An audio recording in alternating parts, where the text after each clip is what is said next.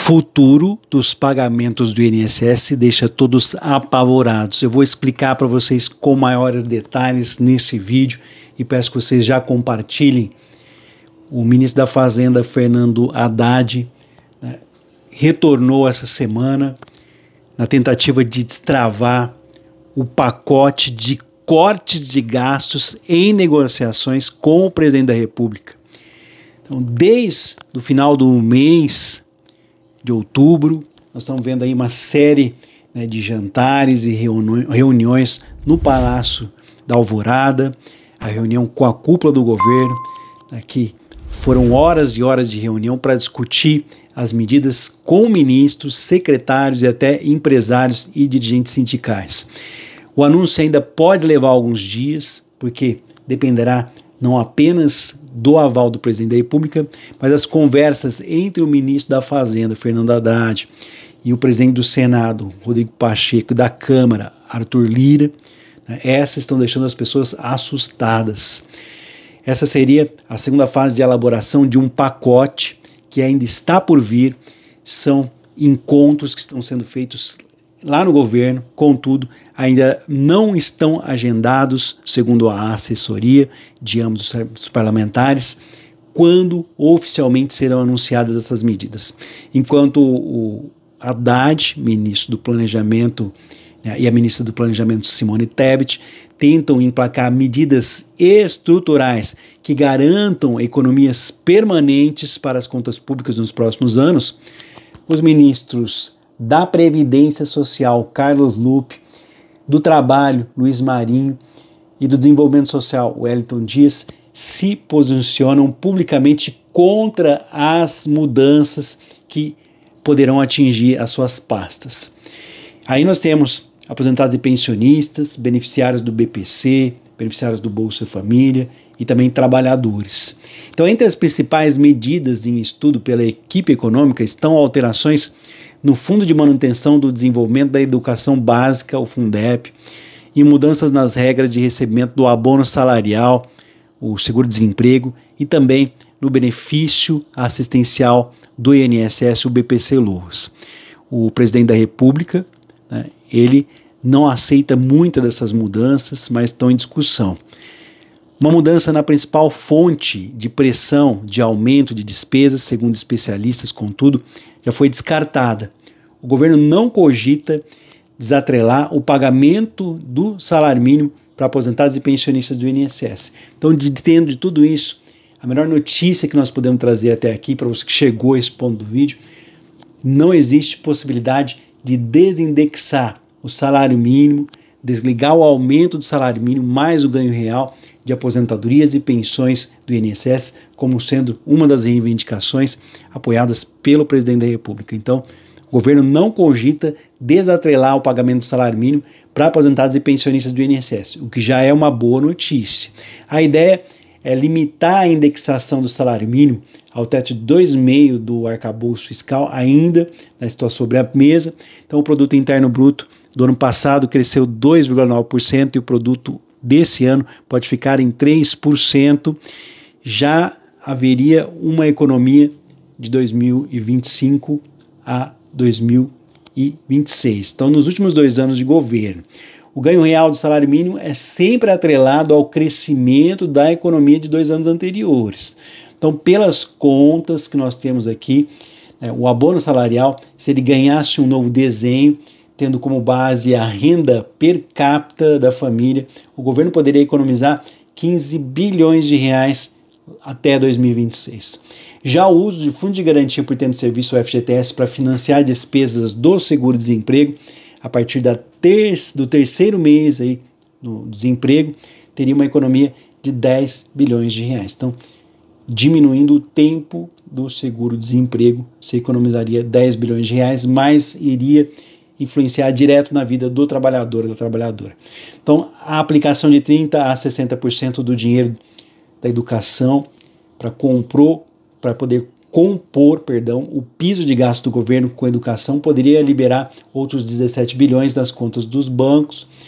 Isso daria uma maior flexibilidade para o orçamento, deixando esse momento apto para receber medidas de bloqueios e contingenciamento. bloqueia o pagamento, contingenciamento, né, pode-se liberar dinheiro se for necessário. O mercado financeiro entende que o governo precisa conseguir cumprir a meta para economizar 25 bilhões de reais no ano que vem, com medidas como o pente fino, que é a revisão que deixa aposentados e pensionistas de cabelo em pé no INSS. Além disso, anunciar pelo menos outros 30 bilhões em propostas estruturais que teriam efeito a partir de 2026. Esses dois números somados chegam a 55 bilhões de reais, ou seja, 0,5% de tudo que o nosso país produz, diminuindo a crise de confiança sobre as contas públicas na última metade aí do governo. Ainda assim, o número é visto como insuficiente para tentar reequilibrar a dívida pública.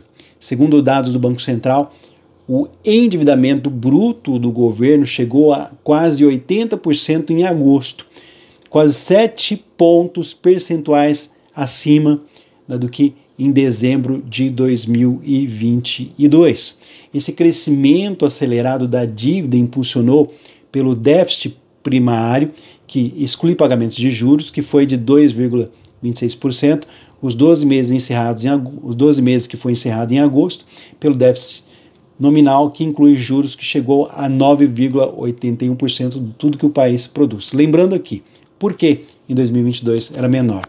Porque o governo anterior, o governo Bolsonaro, deu a PEC, né, do calote, exatamente, não pagou precatórios.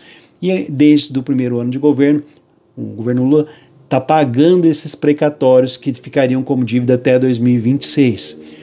Com a inflação acima da meta, 4,75% em 12 meses encerrado em outubro, e com a piora da expectativa do índice de preço ao consumidor, o Banco Central vem elevando a taxa Selic nas duas últimas reuniões. Então, a taxa de juros, né, o aumento dos juros esfria a economia por um lado, mas pressiona a dívida pública por gastos com juros por outro lado. Por isso, o corte de gastos do governo é visto como a única saída para a economia. A redução das despesas ajudaria não só a diminuir a dívida prevista para esse ano, mas também para conter altas da inflação, porque ajudaria a diminuir a demanda agregada. Isso conteria a alta do dólar, com a melhora na confiança dos investidores no Brasil, permitindo que o Banco Central pudesse interromper as altas da taxa de juros da Selic e, é lógico, o déficit nominal também ficaria menor. O presidente da República, Luiz Inácio Lula da Silva, já aceitou e entendeu que as medidas em discussão para cortar gastos são estruturais. E é justamente por isso que o processo vem prolongando aí nas últimas semanas, trazendo essa angústia, essa ansiedade das pessoas em terem uma solução definitiva. Lideranças do partido do presidente da República também já admitem que o cenário para a economia é binário e uma fonte de impacto, né, no dólar, juros e crescimento da economia em caso de frustração do pacote. Mas entendem que é preciso uma saída honrosa para, né, o partido, com medidas que atinjam também o andar de cima, ou seja, que os mais ricos também paguem por isso. Isso vai facilitar a comunicação das medidas para que não recaiam apenas sobre os mais pobres e não sejam vistas como uma traição por parte do eleitorado do atual governo. Pessoas a par das negociações, então pessoas de lá de dentro do governo, porém, né, que ninguém sabe exatamente o que será decidido pelo presidente da República, mas garantem, né, que está bem informado para definir o que sai e o que fica. Se a discussão envolvesse bloqueios e contingenciamento, né, corte de despesas, por exemplo, o anúncio já teria sido feito e nós já teríamos recebido essa informação do que foi decidido. Como são medidas estruturais que envolvem muitos anos de governo para frente, o presidente da República se sente no direito e dever de ouvir todos os lados para tomar a melhor decisão possível a respeito de pressões do mercado financeiro. Então, o alinhamento entre Fazenda e Casa Civil já foi tornado público, né, pelo ministro Fernando Haddad, depois de quase 2 anos, né, de desentendimentos entre chefes das pastas. Isso daria mais segurança ao presidente da República para tomar uma decisão. Então, essas incertezas que nós temos nesse momento, a indefinição sobre o pacote de corte de gastos está chegando aí há semanas, o que traz essa ansiedade para os aposentados e pensionistas do INSS, que tem como única certeza essa excelente notícia de que já está definido. Os salários do INSS não serão desligados do aumento e ganho real do salário mínimo. Então pode ficar em paz, não haverá essa desindexação, já está decidido. Agora, no mais, a respeito de revisões e cortes de gastos, nós estamos aqui aguardando as definições para trazer para vocês com exclusividade nos próximos vídeos. Então fica ligado, já acompanha aqui os próximos vídeos do canal para que nós possamos trazer essas informações. Se você ainda não é inscrito, não é inscrita, já se inscreva aqui no canal, ative o sininho das notificações para que nós possamos ficar por dentro de tudo que está acontecendo e os próximos passos do governo em relação aos pagamentos do INSS. Nós estamos vendo aí anunciado, né, pelo governo esse pacote de corte de gastos que está chegando há semanas sem uma definição, e as pessoas estão ansiosas por receber essa informação que eu vou compartilhar com vocês com exclusividade assim que for anunciado. Então acompanha e não esquece de compartilhar com as demais pessoas. Então, uma excelente notícia: não haverá desindexação do salário mínimo em relação a pagamentos do INSS. Forte abraço a todos, a todas, fiquem com Deus, até o próximo vídeo.